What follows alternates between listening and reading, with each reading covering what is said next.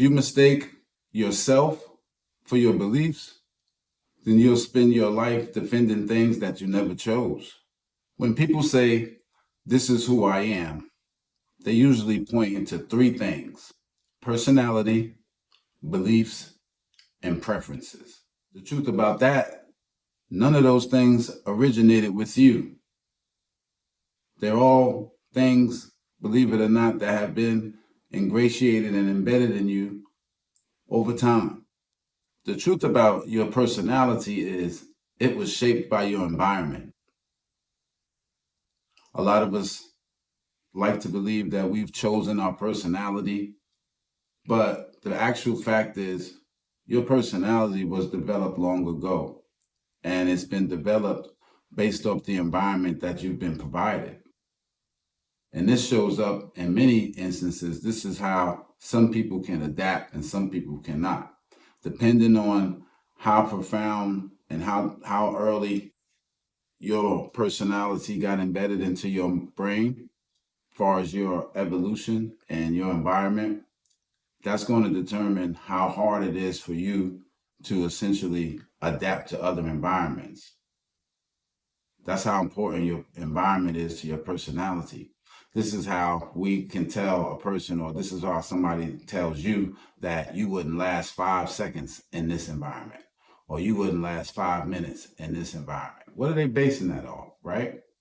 It's not like no one knows for sure, see? But essentially, that's based off your ability to adapt. How do I tie in your personality to that as far as your environment? Should be clear, because the environment is what's shaping your responses. See, if you're in an environment that demands this type of personality, and this is what you started with, this is what you're going to be aligned with, and so forth and so on. Now, the more that's embedded in you, the more you're going to be unable to adapt. Your true self is what gives you the ability to adapt. It's your true self that allows you to survive in different environments that way. See? Outside of that, your initial environment has completely shaped your personality, and you will not be able to adapt. You will not be able to deal with what's going on, depending on what it is. You just won't. This is how some people kill themselves in certain situations. It's not always depression. It's the perception of what's happening. They can't deal with this type of environment. You put two people in there, one person finds a way to adapt and survive. The other person falls apart. Beliefs are introduced before awareness. Now, this is very important because this is a big part of it here. Your awareness essentially is not there when you from a certain age to a certain age, right? You don't have any type of structural understanding about things, right? You can't comprehend things. So essentially those things are taught to you. You learn what to believe by what the people around you believe in, how they respond to things, how they deal with situations, right? What they say is right, what they say is wrong, what they say should be worship, what should not be worship, who should be tolerated, who should be called this, who should be called that, right? All of those things start to line up with you based off the people around you. So now, because your awareness is not there yet to choose, because you can't properly comprehend and rationalize that way, you're going to adopt the mentality of those people around you. And these things essentially become your beliefs, right? So now what makes this pivotal and such a vital thing to yourself is those beliefs are not your own. You did not choose those beliefs. These beliefs were inherited.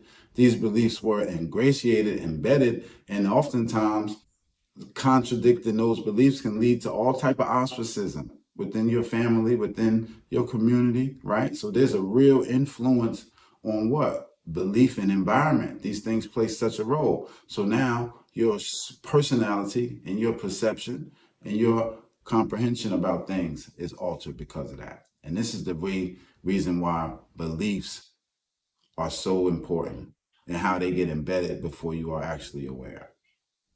Preferences are conditioned through repetition. So, and reward.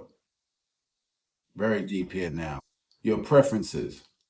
But this is what essentially you think you prefer. And oftentimes you think that this is by choice, right? So you think that you choose this. However, I'm telling you that your preferences have been based off the repetition in your life.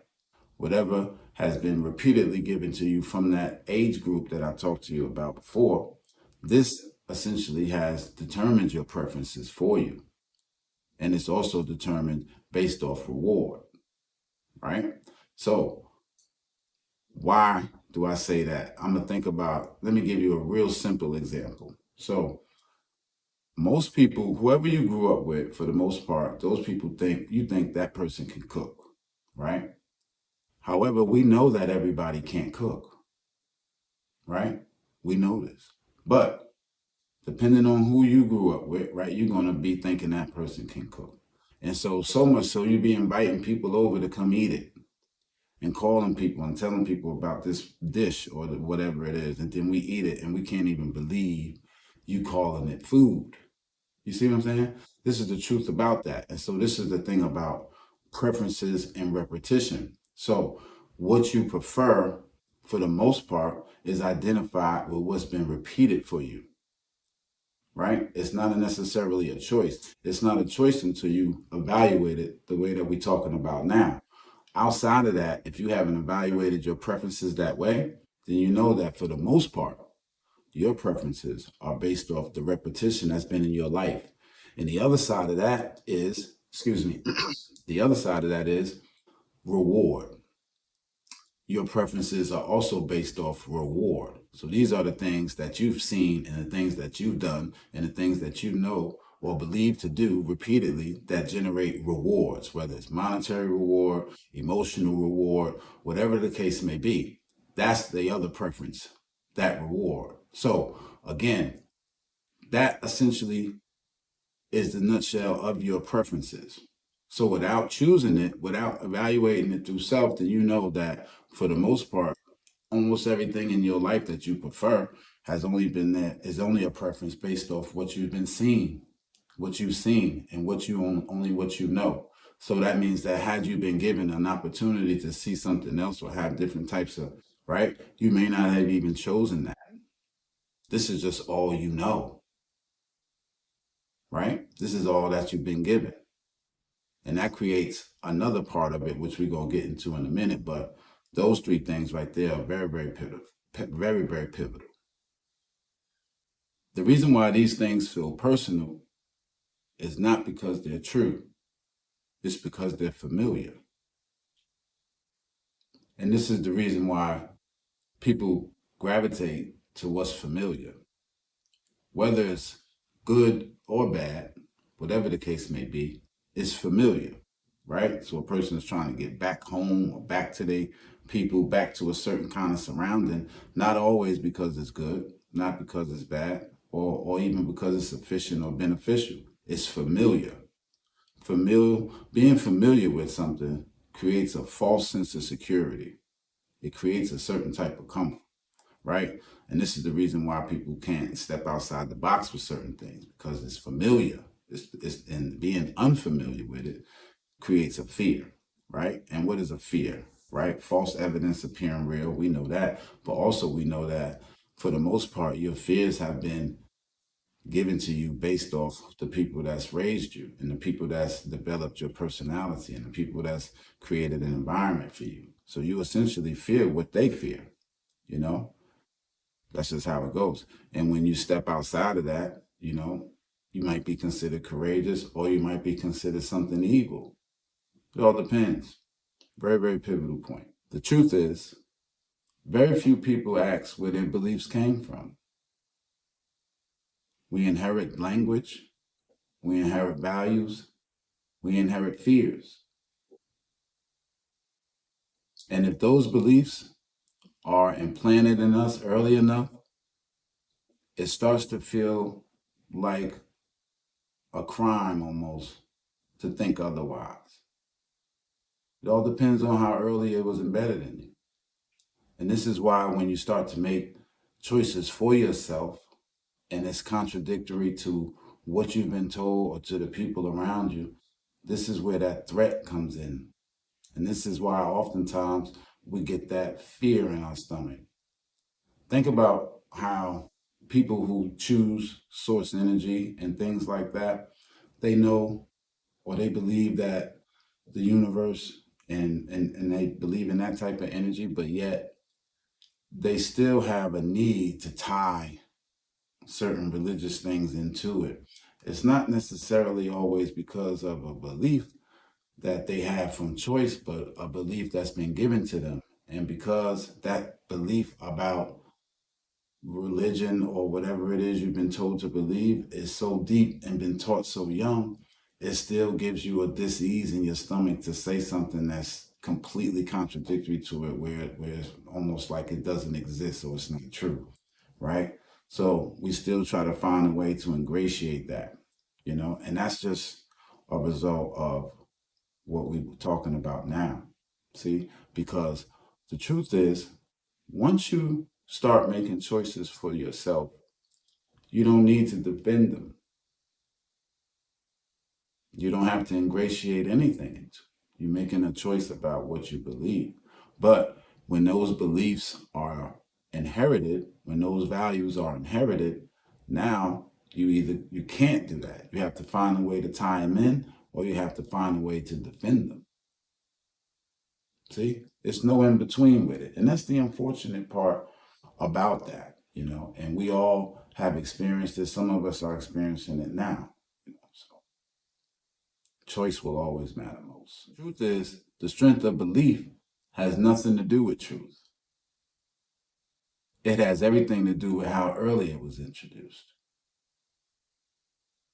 That will always be the most important part about it. Now, this is where the confusion becomes dangerous. Conditioning teaches us to react, but yourself teaches you to observe. See, it's because of your conditioning. That's why you react, because yourself is actually observing. But because your beliefs and because your values and because your structure has been already pre-programmed almost, your condition is going to be to react. Even though your true self is to observe.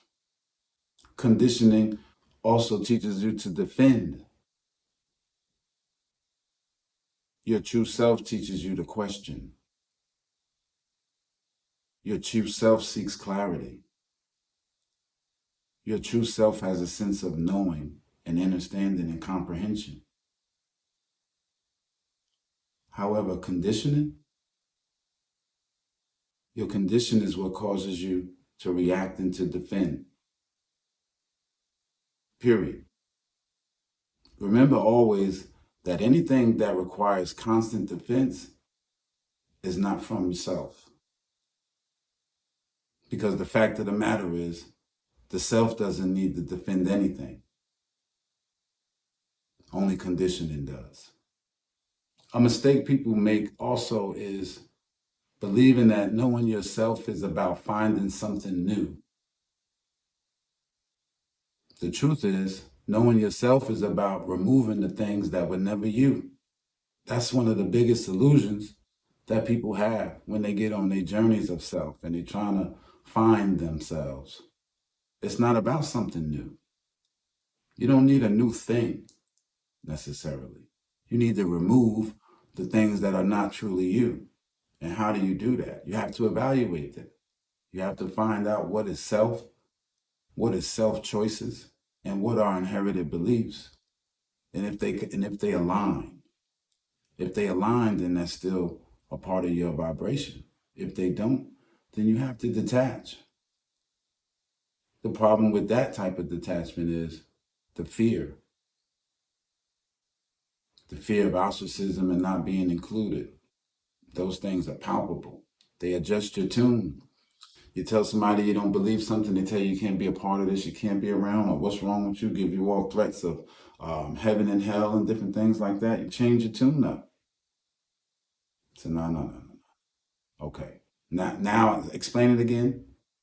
Now I understand it. Like you should have said it like that the first time. But now I get it. See, they don't get it. But they do get that them nostrils flared up and how your tone changed, right? This is why most cultures and most, they try to restrict what it is you can read and what it is you can learn, what it is you are, what it is that's preferred in regards to that.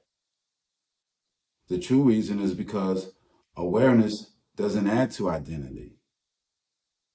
It subtracts illusion and delusion. Once you start to understand that, you realize that you don't need new beliefs. You need to understand the ones that you're already protecting. And once you do that, you start to have a knowledge of self and a choice of self. When you grasp that, you'll see that freedom doesn't come from choosing better ideas, essentially. That's not the case. It comes from seeing clearly, clarity, having a sense of self. This is the only way to have a free dome. Once you evaluate the things that you believe and you look at what you would choose to believe, where you got your beliefs from, you'll start to see a lot of this stuff is structural. Most American blacks, the things that we've been taught throughout the years and over generations, they've came from slavery and people that was enslaved. And that's why a lot of those thoughts and a lot of those beliefs that we have, a lot of times they contradict self because the messages that was given to them by the people that was enslaving them and teaching them to move and react and be a certain kind of way, creating all kind of fears. And then getting out of that, you're getting taught by the people who experienced all kind of Ku Klux Klan terrorism, right? Just people running up in your house, dragging you out, setting you on fire, putting you on trains. Then from there, you got colored fountains, colored this, can't go out here, sundown. All of these things embedded into the psyche, embedded into the teacher. And these people were going out having children. So these are foundational beliefs. And I'm not saying all of them are wrong. I'm not saying any of them are wrong. I'm just saying that those are the beliefs. Those are the people we inherited our values and beliefs from if you grew up in America and was raised by those type of people. And then also the environmental shift of being associated. So it's all transcendent because it's not like this stuff happened in one area. It was specifically done a certain way here, but globally, only a few nationalities have never been enslaved, right? This is the reason why people speak all these different languages, right? So you got Mexicans speaking Spanish, Ecuador speaking Spanish, Argentina speaking Spanish, when they should be speaking their native tongues, like Mexicans should speak Mexican, whatever that is. Argentines should speak that, so forth and so on. But because you speak Spanish, you've been enslaved. So your whole your thinking has been adjusted and shaped and molded at some point, you know, regardless of what you're thinking, regardless of what you're thinking. You stop confusing belief with self, control starts to lose its grip. And this is truly where freedom actually begins. And this is really the end goal of everybody: a free dome, a free mind, a free sense of choice, a free sense of understanding, a free sense of comprehension, and a free alignment, free of dis-ease and free of contradiction and free from malice, right? Just an allowance to choose my own identity, to choose my own way of existence. And the knowing is the most important part. Peace.